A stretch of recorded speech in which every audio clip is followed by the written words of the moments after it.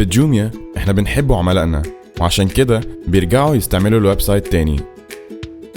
بيبتدوا يعملوا الاوردر، واحنا يهمنا ان احنا كل مرة نوصل لهم الحاجة اللي هم طلبوها.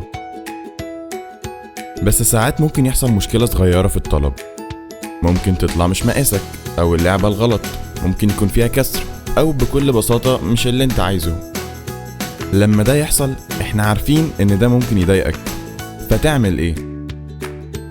هتحتاج ترجع الاوردر، بس ازاي؟ لو بترجع لبس اتأكد ان التيكت ما اتقطعش، اللبس نضيف متغلف كويس، وان الايصال لسه معاه، واتأكد انك ترجعه في خلال 7 ايام بس.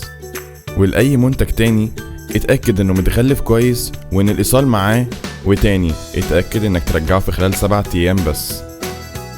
كلمنا واحنا هنتأكد ان كل حاجة ماشية منظمة وصح. كلمنا واحنا بنفسنا هنيجي ناخد الاوردر من غير اي رسوم اضافية. اول ما فريق الاسترجاع بتاعنا يأكد على المنتجات اللي رجعت، هنشوف معاك لو عايز منتج بداله او كارت خصم. سهلة مش كده؟